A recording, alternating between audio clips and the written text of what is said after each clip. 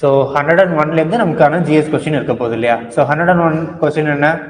What is the minimum age limit for becoming president? So president ஆகிறதுக்கான minimum age limit என்ன அப்படின்னு கேட்டிருக்காங்க. So என்ன ஏஜ் லிமிட் என்ன? 35 தான். ஓகேவா?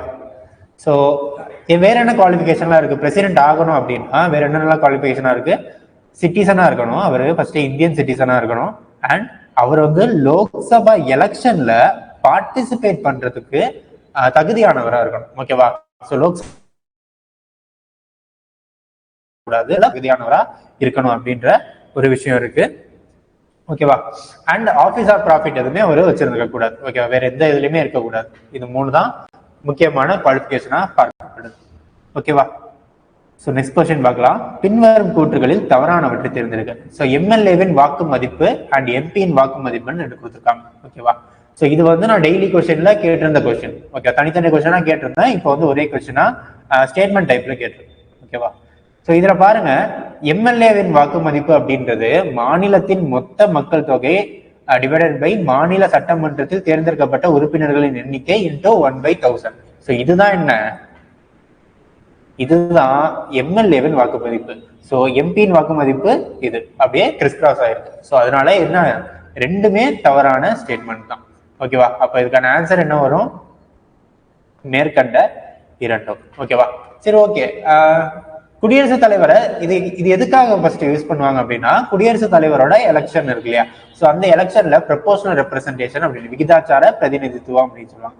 ஸோ ஒவ்வொருத்தரும் அளிக்கிற வாக்கு அப்படின்றது இங்கே கணக்கு எடுக்கப்படும். ஓகேவா? ஸோ அதுல எம்எல்ஏவோட வாக்கு மதிப்பு, எம்பியோட வாக்கு மதிப்பு இப்படிதான் இந்த ஃபார்முலா வச்சுதான் கணக்கு இடுவாங்க. ஓகேவா? ஓகே. குடியரசுத் தலைவரோட எலெக்ஷன்ல யார் யாரெல்லாம் பங்கேற்கலாம்? யார் யாரெல்லாம் பங்கேற்கலாம்? சிம்பிளா சொல்லணும்னா எம்பிஸ் பங்கேற்கலாமா? ஆகலாம். எம்எல்ஏ ஆகலாம். ஓகேவா? ஸோ இதுல யார் வரமாட்டா? எம்பில நாமினேட்டட் எம்பிஸ் வரமாட்டாங்க. ஓகேவா? நாமினேட்டட் எம்பிஸ் வர மாட்டாங்க. அதே மாதிரி எம்எல்ஏக்கள்ல டெல்லி அண்ட் பாண்டிச்சேரி எம்எல்ஏக்கள் வருவாங்க. ஓகேவா? சிம்பிளா ஞாபகம் வச்சுக்கலாம். எம்பிக்கள் பங்கேற்பாங்க, நாமினேட்டட் எம்பி பங்கேற்க மாட்டாங்க. எம்எல்ஏக்கள் பங்கேற்பாங்க, எம்எல்ஏக்கள் டெல்லி அண்ட் பாண்டிச்சேரி எம்எல்ஏக்களும் பங்கேற்பாங்க. ஓகேவா? நெக்ஸ்ட் கொஸ்டின் போயிடலாமா? பின்வரும் கூற்றுகளில் சரியானவற்றை தேர்ந்தெடுக்க. உச்ச நீதிமன்ற தலைமை நீதிபதியின் தலைமையில் குடியரசுத் தலைவருக்கான உறுதிமொழி நிறைவேற்றப்படும். கரெக்டா? அது கரெக்ட். நெக்ஸ்ட், குடியரசுத் தலைவர் பதவி நீக்க தீர்மானத்தில் பாராளுமன்றத்தில் கொண்டு வருவதற்கு முன்பு 14 நாட்கள் முன்பாகவே அறிவிப்பு கொடுத்திருக்க வேண்டும் அப்படின்னு சொல்லிட்டாங்க. ஸோ இந்த 2வது ஸ்டேட்மெண்ட் கரெக்டா? 2வது ஸ்டேட்மெண்ட் கரெக்ட். ஸோ நீங்க வந்து பிரசிடென்ட் வந்து இம்பீச் பண்ணணும், ரிமூவ் பண்ணணும் அப்படின்னு முடிவு எடுத்துட்டீங்க அப்படின்னா என்ன பண்ணணும்? 14 நாளுக்கு முன்னாடியே அவருக்கு நோட்டீஸ் கொடுத்துடணும். ஓகேவா? ஸோ அவருக்கான பதவியேற்பு விழால அவருக்கான உறுதிமொழி யார் நிறைவேற்றி வைப்பா? உச்ச நீதிமன்ற தலைமை நீதிபதி தான் நிறைவேற்றி வைப்பார். ஓகேவா? சரி, ஓகே. இப்போ ஒரு பிரசிடென்ட் வந்து நம்ம இம்பீச் பண்ணணும், ரிமூவ் பண்ணணும் அப்படின்னா அதுக்கான ப்ரொசீஜர் என்ன? ஸோ ஃபர்ஸ்ட் அந்த தீர்மானத்தை கொண்டு வரணும் இல்லையா? பாராளுமன்றத்துல அந்த ரெசல்யூஷனை கொண்டு வரணும்.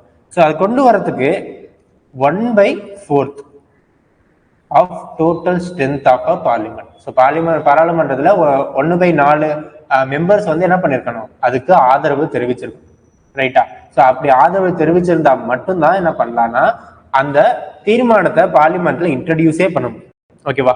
ஸோ இனிஷியேட் பண்றதுக்கு ஃபர்ஸ்ட் இந்த சப்போர்ட்ங்கிறது தேவை. ஸோ சப்போர்ட் பண்ணியாச்சு. இப்போ அடுத்து என்ன பண்ணுவாங்க? பிரசிடென்ட்டுக்கு 14 நாளுக்கு நோட்டீஸ் கொடுப்பாங்க. ஓகேவா? இந்த மாதிரி ஒரு ப்ராசஸ் நடக்க போகுது அப்படின்ற ஒரு நோட்டீஸ் இஷ்யூ பண்ணுவாங்க. ஸோ நோட்டீஸ் இஷ்யூ பண்ண பிறகு என்ன பண்ணுவாங்க? லோக்சபா. ஸோ லோக்சபால இனிஷியேட் பண்ணாங்கன்னா லோக்சபா இல்லாட்டி ராஜ்யசபா. ஸோ அப்பனா என்ன, 2 அவைகளுமே இது பிரசிடென்ட்டுக்கான இம்பீச்மெண்ட் ப்ராசஸை பண்ணலாம். லோக்சபா மட்டும்தான் நிறைவேற்றணுமா? இல்ல. லோக்சபா மட்டும் தான் கொண்டு வரணுமான்னு கேட்டா கிடையாது. லோக்சபாவும் கொண்டு வரலாம், ராஜ்யசபா மெம்பர்ஸும் கொண்டு வரலாம். 2 பேருமே தகுதியானவர்கள் தான்.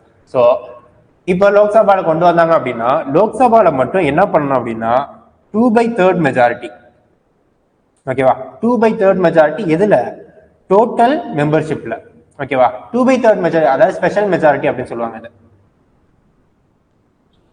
ஓகேவா? ஸ்பெஷல் மெஜாரிட்டியில் 2 டைப் இருக்கு. என்னென்ன ஸ்பெஷல் மெஜாரிட்டி அப்படின்னா 2/3 பிரசன்ட் அண்ட் ஓட்டிங். ஓகேவா? இன்னொன்னு என்ன? 2/3 டோட்டல் மெம்பர்ஸ். டோட்டல் மெம்பர்ஸ் அதாவது பாராளுமன்றத்துல இருக்கிற ஒட்டுமொத்த மெம்பர்ஸ்ல 2/3 மெம்பர்ஸ் வந்து என்ன பண்ணிருக்கணும், ஆதரவு தெரிவிச்சிருக்கணும். இதே பிரசன்ட் அண்ட் ஓட்டிங்னா சில பேர் என்ன பண்ணுவாங்க, வெளிநடப்பு செய்வாங்க இல்லையா, கருத்து வேறுபாடுனால. அப்படி வெளிநடப்பு செஞ்சவங்க எல்லாருமே ஒதுக்கி வச்சுட்டு இருந்து வாக்களிச்சவங்கல்ல 2/3 மெஜாரிட்டி, 2/3 பங்கு வந்து என்ன பண்ணிருக்கணும், ஆதரவா வாக்களிச்சிருந்தாங்க அப்படின்னா அந்த ஸ்பெஷல் மெஜாரிட்டி. ஓகேவா, ஸ்பெஷல் மெஜாரிட்டி 2 இருக்கு. ஓகேவா, இதுல பிரசிடென்டோட இம்பீச்மெண்ட் ப்ராசஸ்ல நம்ம என்ன மெஜாரிட்டி ஃபாலோ பண்றோம், 2/3 ஆஃப் டோட்டல் மெம்பர்ஸ். ஓகேவா, டோட்டல் லோக்சபால இருக்க மொத்த உறுப்பினர்களோட எண்ணிக்கையில 2/3 பங்கு வந்து என்ன பண்ணிருக்கணும், ஆதரவா வாக்களிச்சிருக்கணும். ஓகேவா, சோ இந்த கொஸ்டினுக்கான ஆன்சர் என்ன, ரெண்டுமே சரி, மேற்கண்ட இரண்டும். ஓகேவா, சோ நெக்ஸ்ட் கொஸ்டின் போயிடலாம். குடியரசுத் தலைவர் பதவி நீக்கம் தீர்மானத்தை பின் வருபவர்களில் யாரால் கொண்டு வர இயலாது. சோ பதவி நீக்கம் இப்ப நம்ம பார்த்தோம் இல்லையா, லோக்சபா அண்ட் ராஜ்யசபா 2 பேருமே கொண்டு வரலாம். இந்த ஆப்ஷன் பாருங்க, லோக்சபா இருக்கு, ராஜ்யசபா இருக்கு, மாநில சட்டமன்றம் இருக்கு. என்னதான் மாநில சட்டமன்ற உறுப்பினர்கள் வந்து எலெக்ஷன் ப்ராசஸ்ல வந்து அவங்க ஈடுபட்டாலுமே, லைக் எலெக்ஷன் ப்ராசஸ்னா பிரசிடென்ட்டை தேர்ந்தெடுக்கிறதுல அவங்களும் கலந்துப்பாங்க இல்லையா, சோ அப்படி கலந்துக்கிட்டாலுமே மாநில சட்டமன்றத்துல பிரசிடென்ட்டை பதவி நீக்கம் செய்யறதுக்கான தீர்மானத்தை கொண்டு வர முடியாது. அப்படின்னா ஆப்ஷன் என்ன, option D, B and C, sorry A and B. ஓகேவா, சோ நெக்ஸ்ட், பின்வரும் கூற்றுகளில் சரியானவற்றை தேர்ந்தெடுங்க. குடியரசுத் தலைவர் பதவி நீக்க தீர்மானத்தை தேர்தல் மூலம் தேர்ந்தெடுக்கப்பட்ட டெல்லி சட்டமன்ற உறுப்பினர்கள் கலந்து கொள்ளலாம். பதவி நீக்க தீர்மானத்துல டெல்லி எம்எல்ஏஸ் கலந்துக்கலாம் அப்படின்னு சொல்றாங்க. ஓகேவா, சோ நெக்ஸ்ட் பாருங்க, குடியரசுத் தலைவர் பதவி நீக்க தீர்மானத்தில் பரிந்துரைக்கப்பட்ட 2 அவை பாராளுமன்ற உறுப்பினர்களும் கலந்து கொள்ள இயலாது. அதாவது நாமினேட்டட் எம்பிஸ் வந்து கலந்துக்க முடியாது அப்படின்னு சொல்லியிருக்காங்க. இது ரெண்டுமே என்ன, ரெண்டுமே தப்பு தான். ஓகேவா, நாமினேட்டட் எம்பி எலெக்ஷன் ப்ராசஸ்ல தான் கலந்து கொள்ள முடியாதே தவிர அவங்க பதவி நீக்க தீர்மானம் இம்பீச்மெண்ட் ப்ராசஸ்ல கலந்துக்கலாம். ஓகேவா, அதே மாதிரி டெல்லி எம்எல்ஏ எலெக்ஷன் ப்ராசஸ்ல கலந்துப்பாங்களே தவிர இம்பீச்மெண்ட் ப்ராசஸ்ல கலந்து கொள்ள முடியாது. சாரி, குடியரசுத் தலைவர் பதவி நீக்க தீர்மானத்தில் கலந்து கொள்ள, ஓகே கரெக்டாக சொல்லியிருக்காங்க. இது ரெண்டுமே கரெக்டான ஸ்டேட்மெண்ட் தான். ஓகேவா, அப்போ இதுல கூற்று என்ன, பின்வரும் கூற்றுகளில் சரியானவற்றை தேர்ந்தெடுக்க சொல்லியிருக்காங்க. அப்ப இரண்டுமே கரெக்ட். ஓகேவா, சோ நெக்ஸ்ட், குடியரசுத் தலைவரின் பதவி காலியிடம் ஏற்படும் போது அவருக்கு அடுத்து ராஜ்யசபா சேர்மன் குடியரசுத் தலைவராக பதவி வகிப்பார் அப்படின்னு சொல்லியிருக்காங்க. ஓகே, நெக்ஸ்ட் ஸ்டேட்மெண்ட் பார்க்கலாம்.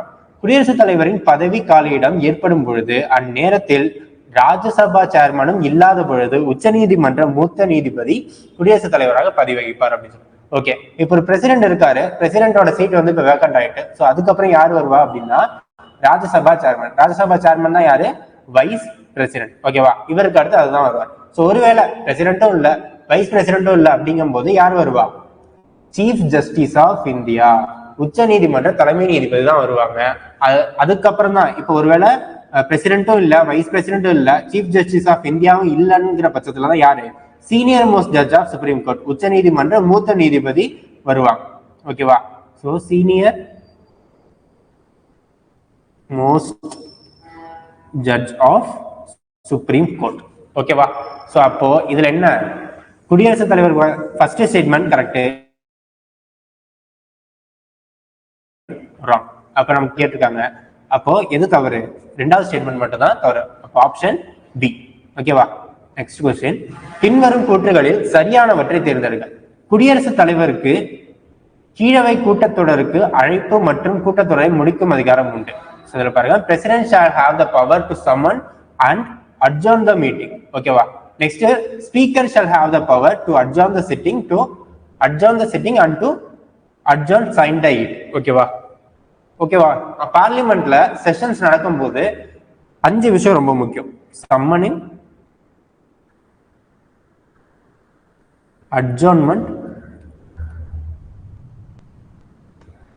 அட்ஜார்ன்மெண்ட் signed I,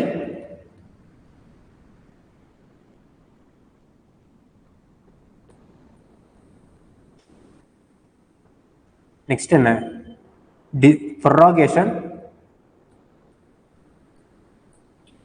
and then dissolution. ஓகேவா? இத சம்மனிங்னா என்ன? கூட்டத்தொடருக்கு அழைப்பு விடுத்தல், அதுதான் சம்மனிங். அட்ஜார்ன்மெண்ட்னா அவையை ஒத்தி வைத்தல். அட்ஜார்ன்மெண்ட் சைன்டைனா கால வரையறையின்றி அவையை ஒத்தி வைத்தல். ப்ரொரோகேஷன் அப்படின்னா கூட்டத்தொடரை முடித்து வைத்தல். டிசொல்யூஷன்னா அவையை கலைக்கிறதுக்கு பேர் தான் என்ன? டிசொல்யூஷன். ஓகேவா? ஸோ இதுல பிரசிடென்ட்டுக்கு என்னென்ன பவர் இருக்கு அப்படின்னா, சம்மன் கூட்டத்தொடருக்கு அழைப்பு விடுக்கிறதுக்கு, கூட்டத்தொடரை முடிச்சு வைக்கிறதுக்கு, டிசொல்யூஷன் பண்றதுக்கு. இது மூணுக்குமே யாருக்கு தான் அதிகாரம் உண்டு? பிரசிடென்ட்டுக்கு அதிகாரம் உண்டு. அட்ஜர்ன்மெண்ட் அதாவது அவையை ஒத்தி வைக்கிறதுக்கும் காலவரையின்றி அவையை ஒத்தி வைக்கிறதுக்குமான அதிகாரம் யார்கிட்ட தான் இருக்கு? ஸ்பீக்கர் தான் இருக்கு. ஓகேவா? இதுல என்ன சொல்லியிருக்காங்க? சம்மனிங் அண்ட் அட்ஜர்ன்மெண்ட் இது ரெண்டுமே பிரசிடென்ட் இருக்குன்னு சொல்லியிருக்காங்க. அப்ப என்ன இது? இந்த ஸ்டேட்மெண்ட் ராங். ஸோ இந்த ஸ்டேட்மெண்ட்ல அட்ஜர்ன்மெண்ட் அண்ட் அட்ஜர்ன்மெண்ட் சைன் இது ரெண்டுமே ஸ்பீக்கர்ட்ட இருக்குன்னு சொல்லியிருக்காங்க. ஸோ அதனால இந்த ஸ்டேட்மெண்ட் கரெக்ட். நம்மள்ட்ட என்ன கேட்டிருக்காங்க? கரெக்ட் ஒன்ஸ் தானே கேட்டிருக்காங்க. அப்ப ஆப்ஷன் என்ன? Option D. ஓகேவா? செகண்ட் ஸ்டேட்மெண்ட் மட்டும்தான் கரெக்ட். ஓகேவா? இது புரியுதா? So summoning, adjournment sine die, prorogation. இல்ல சம்மனிங், ப்ரொரோகேஷன், டிசொல்யூஷன் மட்டும் தான் president. Adjournment and adjournment sine die இது ரெண்டுமே என்ன? ஸ்பீக்கர் தான் பண்ணுவாங்க. ஓகேவா? Next question. பின் வருபவற்றுள் எதெல்லாம் குடியரசுத் தலைவரின் பரிந்துரை பெற்ற பின்னரே பாராளுமன்றத்தில் அறிமுகம் செய்ய முடியும்? ஓகேவா? ஸோ இந்த நிதி மசோதாக்கு பக்கத்துல 2ன்னு போட்டுக்கோங்க, ரோமன் லெட்டர். ஓகேவா? ஸோ இதுல என்னன்னா பண மசோதா, நிதி மசோதா 2, மானியங்களுக்கான கோரிக்கை A மற்றும் C அப்படின்னு சொல்லியிருக்காங்க. ஓகேவா? ஸோ இதுல எல்லாமே உங்களுக்கு பார்த்த மாதிரி இருக்கும். நிதி மசோதா 2 மட்டும் சில பேர் பார்த்துருக்க மாட்டீங்க. ஓகேவா? நிதி மசோதா 2 வகை இருக்கும். ஓகேவா? நிதி மசோதா 1, நிதி மசோதா 2 அப்படின்றது. நிதி மசோதா 1ல என்னெல்லாம் இருக்கும் அப்படின்னா, ஆர்டிகல் 110 எதை பத்தி பேசுது? 110 பட்ஜெட்டை பத்தி பேசுது இல்லையா? ஓகேவா? அந்த பட்ஜெட்ல பத்தி பேசியிருக்க விஷயங்களும் டாக்ஸ், நான் டாக்ஸ், ரெவன்யூ, ஸோ இதை பத்திலாம் ஒரு விஷயம் பேசியிருந்ததுன்னா அதெல்லாம் எது கீழே வரும்? ஃபினான்ஸ் பில் 1, அதாவது நிதி மசோதா 1 கீழே வரும். நிதி மசோதா 2 கீழே என்ன வரும்னா கன்சாலிடேட் ஃபண்ட் ஆஃப் இந்தியா.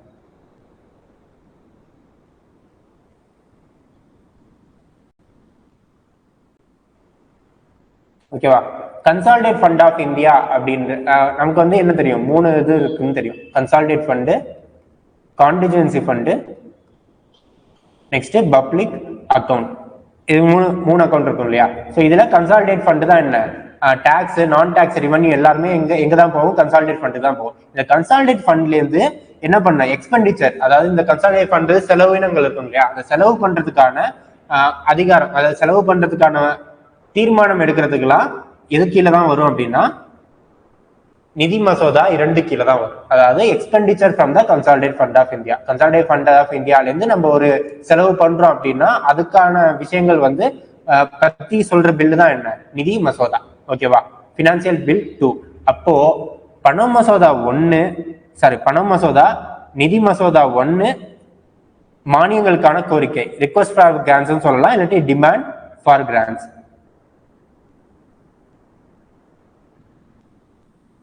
ஓகேவா?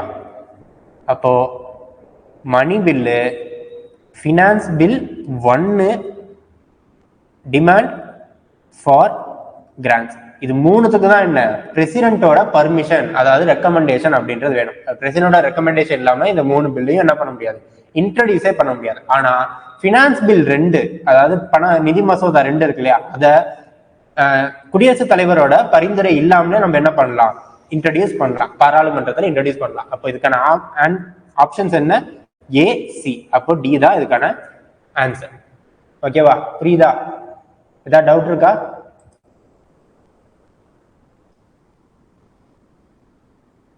ஓகே.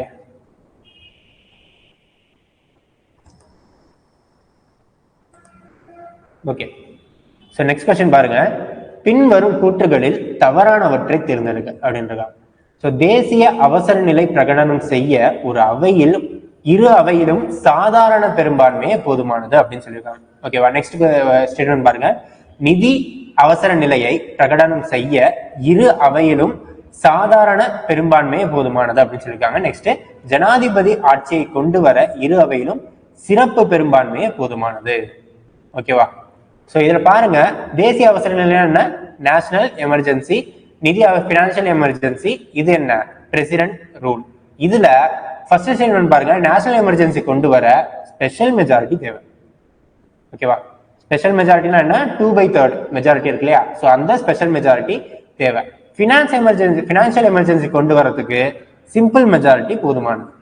ஓகேவா, ஸோ அதே மாதிரி பிரசிடென்ட் ரூல் கொண்டு வரதுக்கு சிம்பிள் மெஜாரிட்டி போதும். ஓகேவா, அப்போ இந்த ஸ்டேட்மெண்ட்ல எது தப்பு, ஃபர்ஸ்ட் தப்பு, ரெண்டாவது தப்பு, சாரி மூணாவது தப்பு, ரெண்டாவது கரெக்ட். அப்ப ஆன்சர் என்ன வரும், ஏதான். ஓகேவா, நேஷனல் எமர்ஜென்சிக்கான ஆர்டிகல் என்ன, ஆர்டிகல் 352. பிரசிடென்ட் ரூலுக்கு 356, 360. ஓகேவா, நெக்ஸ்ட்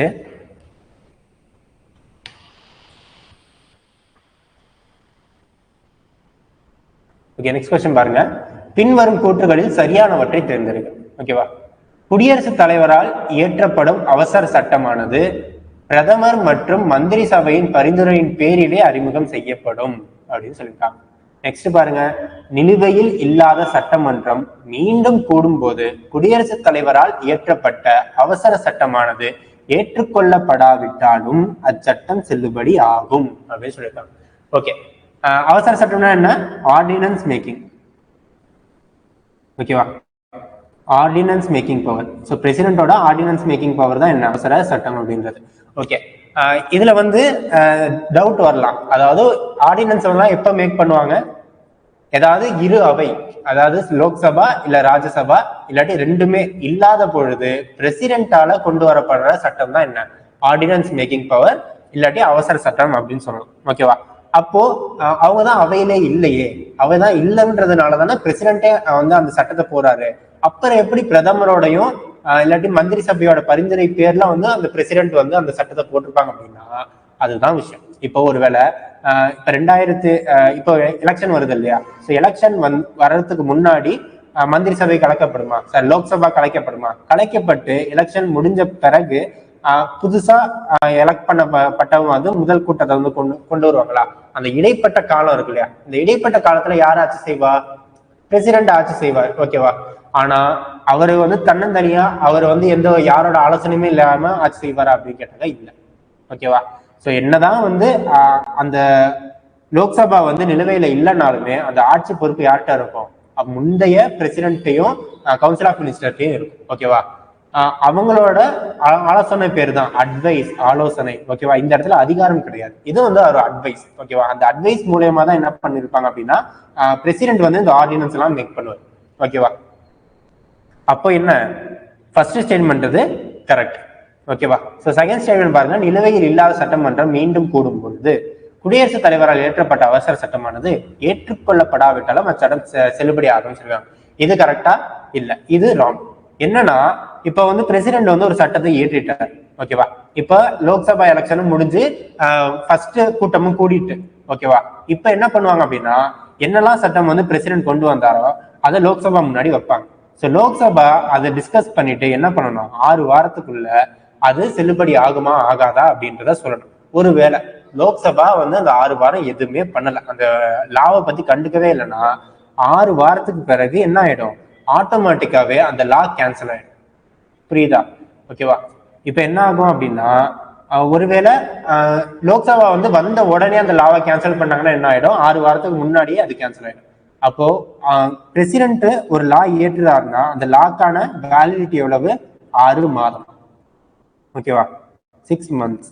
ஓகேவா, லோக்சபா வந்த பிறகு அந்த 6 மாதத்துல என்ன ஆயிடும், எலெக்ஷனும் முடிஞ்சிடும். ஓகேவா, எலெக்ஷன் முடிஞ்சு முதல் கூட்டமும் கூடிடும். முதல் கூட்டம் கூடின பிறகு அதுக்கான வேலிடி என்ன, 6 weeks. ஓகேவா, அப்போ அதிகபட்சமா பிரசிடென்டால ஏற்றப்பட்ட அந்த சட்டம் எவ்வளவு நாள் இருக்கலாம், 6 மாதம் 6 வாரம் இருக்கலாம். அதுக்கு மேல இருக்கிறதுக்கான வாய்ப்பு இல்லை. ஓகேவா, புரியுதா? நெக்ஸ்ட்